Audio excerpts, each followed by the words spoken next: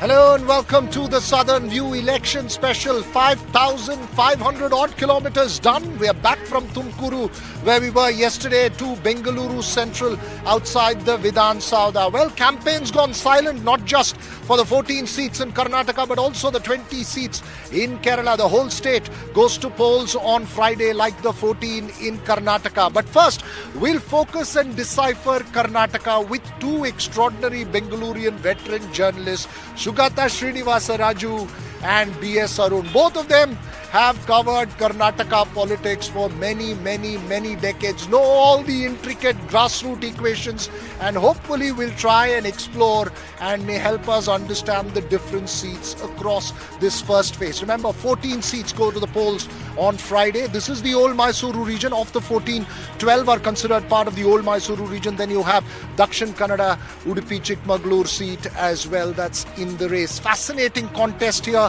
One that tests the BJP-JDS alliance. But remember, the urban metropolis, the English-speaking urban elite living in Bengaluru will have to come out to vote. Bengaluru South, fascinating contest between Tejasvi Surya and Soumya Reddy, which is turning personal, some would say. Then you have Bengaluru North, where you have Rajiv Gowda taking on Union Minister Shobha Karandlaje, and of course the Bengaluru Central seat, where the incumbent PC Mohan takes on Manzoor Ali Khan. Let me just get our guests in to weigh in on the Bengaluru contest. First to you, Sugata.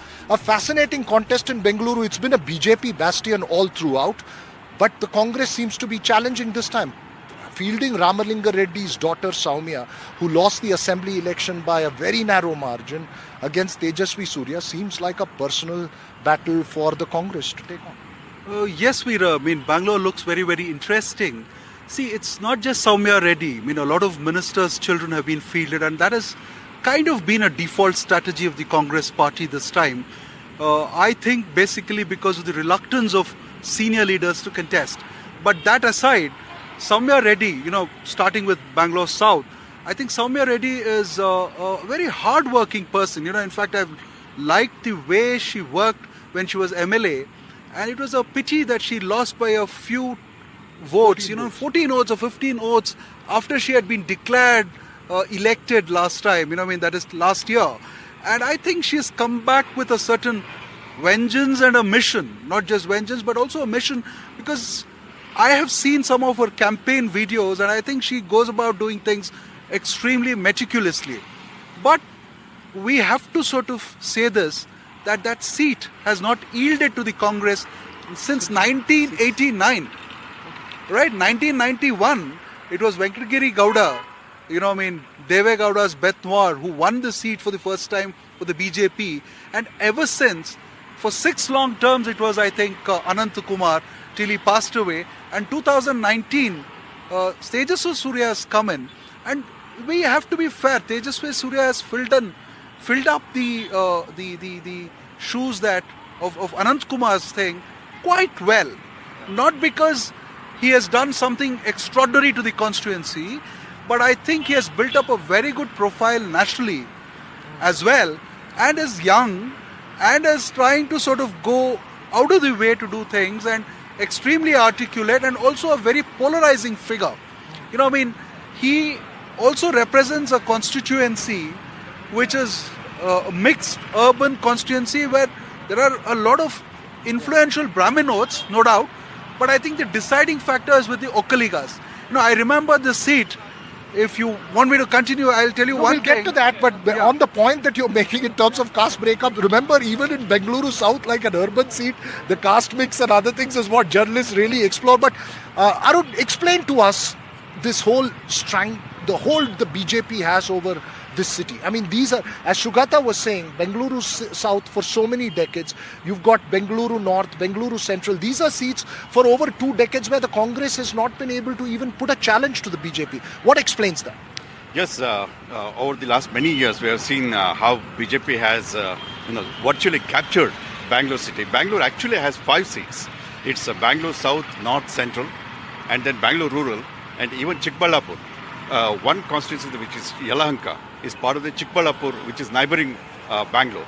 So, but in these 3, seats, which is urban You mean proper. seats which have the urban influence, but the 3 Bengaluru seats are these 3. We're talking of Chikbalapur and others which have the urban influence. But a couple of segments of these Lok Sabha constituencies come within the Bangalore City. Right, right. So that's why Bangalore City includes 5 seats, and 3 major seats are these: South, North, and Central. So, and in all these 3 cities seats, you can see the domination of the BJP over the last, as Sugata said, over the last many years, many decades actually.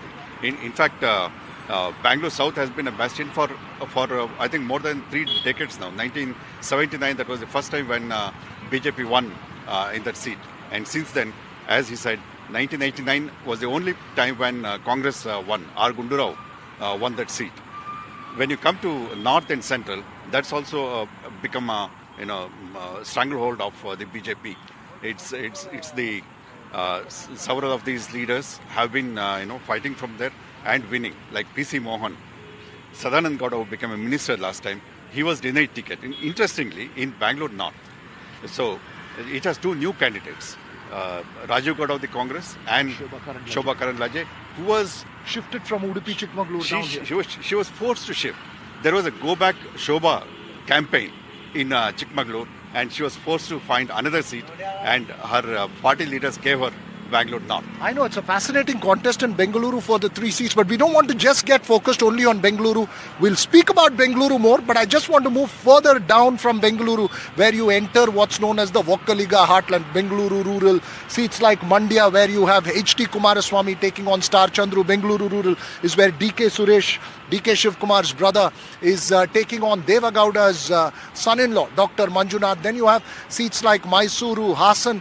These are known as the Vokkaliga heartland, and this is really the JDS-BJP alliance test. Do you believe that this phase is really a JDS-BJP alliance test? Very briefly, Shugata, and if it doesn't work, that alliance, it's going to be disaster for the JDS to retain its identity. Yes, certainly a lot of things are going to be tested, not just the alliance. It's also going to test the ability of the Devegowda family to pull off an election, because practically these are seats that the BJP has never won. The Vokkaliga bastion seats have never won.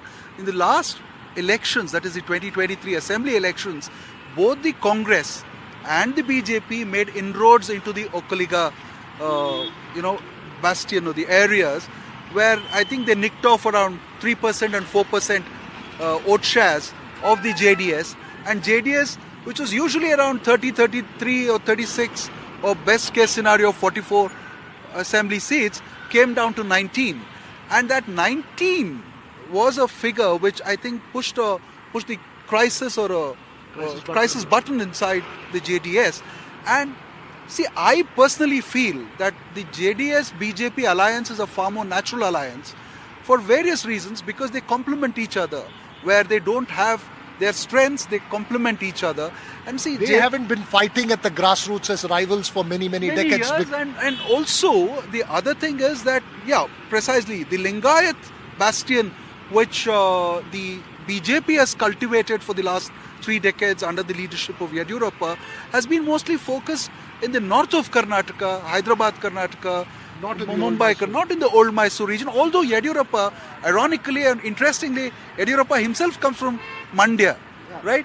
And so... And since you're mentioning Mandya, I'm sorry to cut you there, Shugata. I met D.K. Shivkumar on the campaign trail, and I asked him, what will happen in Mandya? Are you worried about this alliance? He says, all 3 members of Deva Gowda family will be defeated. That was his comment that he made there. It's a personal battle for him. I mean, really, it's about D.K. Shivkumar wanting to hold on to the Vokkaliga vote. That's also a big test for the Congress. Absolutely. It's actually, Mandya is being seen as a fight between D.K. Shivkumar and Kumaraswamy.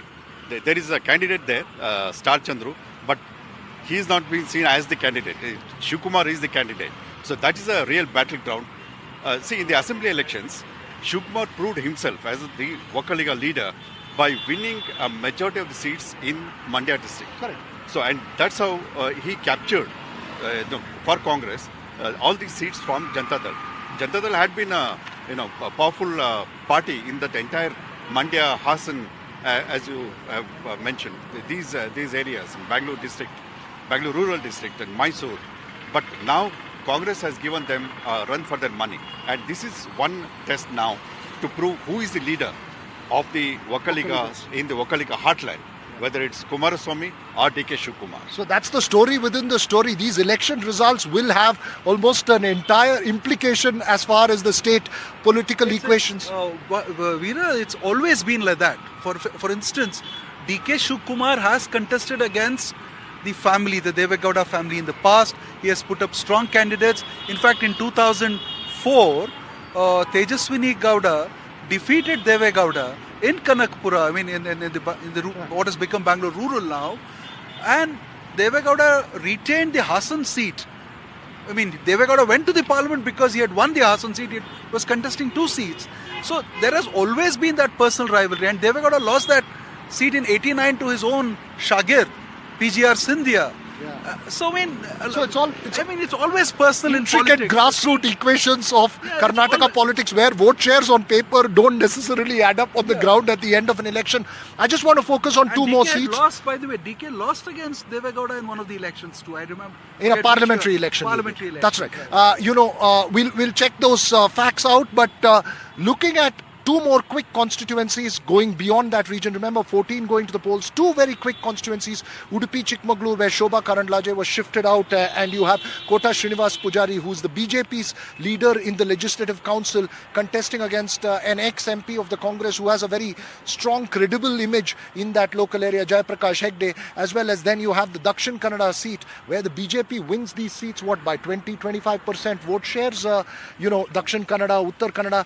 The decision to replace Nalin Kumar Katil and field a fresh candidate, does that show that the party is trying to change tracks in Karnataka? The party has changed many candidates in Karnataka, and both in South as well as in North Karnataka. And Nalin Kumar, who was the party president, he was removed as party president, and he was changed as the party candidate. Now you have a new candidate there, a youngster, a former army man. So he is contesting, and it's the constituency which BJP wants to retain very badly, because that is seen as Bangalore and Udupi. Both are seen as the laboratory of the Hindutva for the BJP, and it doesn't want to give it away. It wants to retain these seats by any at any cost. And they also brought back to the party one Putila Arunakumar, who had gone away from the party, but he is a strong ground level leader. He had gone away from the party. Because of him, the party had lost 1 assembly seat. Now he is back in the party fold, and looks, BJP is in a better position to retain that seat. But the fight is on, like in many of the other seats. The fight is on, but these are places where the Congress, some would say, have ceded enormous ground over the last 2 decades. Very difficult to catch up. Very quickly, Shugata, faction troubles. Do you see that playing a role in these elections? It's been spoken about largely from the BJP side. Do you see that playing a role, or do you see the party actually being able to consolidate it because it's a parliamentary election and not an assembly election? There has been a lot more trouble in the BJP certainly than the Congress, for the simple reason that there is greater hope that the candidates who contest on a BJP ticket will win. And the Congress, the impression that one gathered right at the beginning was that they were sort of reluctant to put in candidates. No minister has, except for one, I think, has contested a seat. A lot of people were being offered that. So as a kind of alternative, their children, correct, who are very young, inexperienced, that was also not to known make in sure the that state leaders invest themselves heavily in the one is parliamentary that, election. one is also that, and the second thing is also about resources. I don't think they wanted to spend the money everywhere, and Congress has been crying hoarse about not having money. So I am not going to believe that. But then that is the kind of reasoning that was given, that if you give tickets to the children of these ministers, the last time I counted it was 17 out of 28 are pedigreed people. Now people who are inexperienced but are there because of their fathers or father-in-laws or Sources whatever. is a very yeah. important aspect of Karnataka politics, perhaps of any state politics, but especially true in It's the Karnataka. most But expensive elections are most expensive. most expensive elections in Karnataka, and you also have the richest legislators and politicians as well in the country. But while we speak about all this hardcore politics, the message to Bengaluru really is to get up and come out and vote on Friday. Voter apathy has been an issue all along in this city, and Pratibha Raman, my colleague, caught up with a bunch of young Bengalurians, asking them what they're going to do, not just to go and vote, but to make sure that others go out and vote as well. Let's listen in. It's election time in Karnataka. Karnataka will be voting in two phases, phase 2 and phase 3. April 26th is fast approaching, and I have with me a bunch of youngsters here at Don Bosco College in Bengaluru's KR Puram area. And let me actually find out if they are really ready for this democratic festival, because I'm told that among these group of youngsters, there are a lot of first-time voters as well. So, are you a first-time voter? Can I know?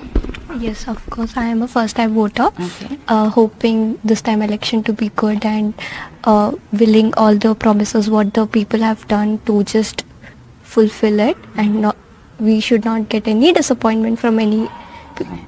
You aren't a first-time voter, I'm guessing. No, Okay. no. Were you disappointed with respect to the expectations that you had, and what will be your expectations this time? Yeah, obviously. Last time when we voted on the guarantees and hopes, and there is a rumor from the central that since the party changed in Karnataka, the main city Bangalore is facing water crisis. It wasn't like before. So Yeah. you want a candidate who can solve your water crisis problem. Yeah, water crisis is it's the main thing blooming for now. So the main issue right now is water crisis. But I'm quite curious to know, I mean, all of you are studying here. Is there anyone who wants the education system to be changed? Is there anything like that on your mind? Yes, ma'am. As the education is growing day by day and the policies are being changed, I wish there should be a policy that can be enhanceable to students, relieving their stress. Because I feel now the policies that are coming, half of them I think is being stressed by students. So I feel there should be good education policies that can enhance the status of the students in order to make India A better place. better place. What about you? Which constituency do you come from? Do you know that? Yeah, I know that because I belong to Bangalore North constituency for Lok Sabha Elections, and my candidates in Indian National Congress it is Professor R.V. Rajiv Gowda, and for BJP it is Shobha Kumari Shobha. I'm glad you got it right. It is Shobha Karanlaje. What about you? Do you know your candidates? Yes, it's actually Bangalore North, and it's Miss Kumari Shobha Karanje and Rajiv Gowda. Right. So let me actually go across to the guys. Looks like the girls here have fared well. And what about you? What are your key expectations when it comes to this election? We are also first-time voters. We are also having some doubts what will happen for the future. Right. Like, What kind of doubts? Like for employments and water scarcity are there. So job opportunities and water scarcity. What is on your mind? Yeah, the job market should actually increase. Many unemployed people are rising in India right now. I think the numbers should decrease and more employment options should be given by the government. So I hope the government does a better job doing the next. And what about you? Do you see the campaigns and do you kind of realize that, the Congress has these in their manifesto, the BJP has this. Do you actually have a fair idea of these?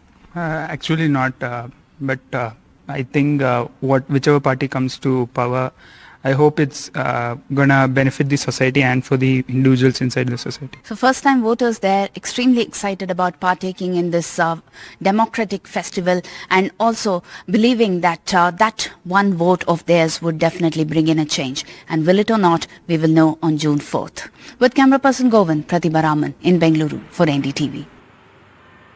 Well, if you don't know your candidates, whether you're in Bengaluru or in Kerala, it's time to Google and find out. Wikipedia gives you history of every constituency very well. So whichever constituency you're on, make sure that you at least know the candidates and get out to vote on Friday. I'm just going to shift focus quickly to Kerala, where I'm also joined by senior journalist Gauridasan Nair from Thiruvananthapuram.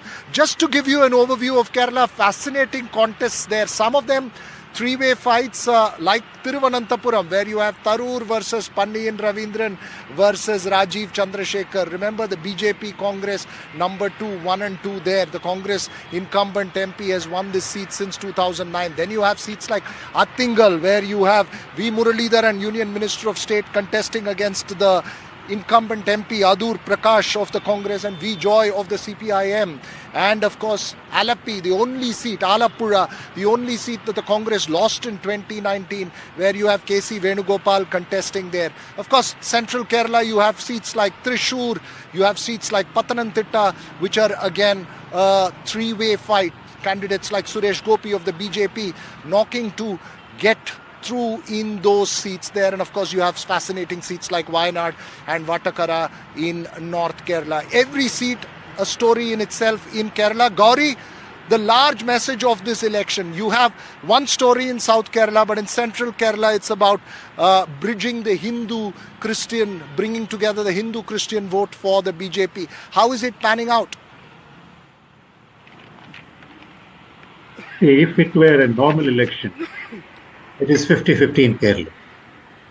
Like this was a situation where both the Congress and the CPIM and the alliances led by them have a common enemy in the BJP. And the BJP has never been the front runner, though they have performed well in certain elections in the recent past. So when I say Right. a normal So election, you say the normal that, election is where but these two major players would play. Yeah. Please, Okay, Veena. we are facing some connection issues with you, but very quickly, the one thing that I find very difficult to figure out in your state of Kerala, Gauri, is who is with who.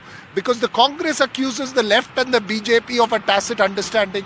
The BJP accuses the left and the Congress of a tacit understanding. Who is playing with who in which seat? Quickly.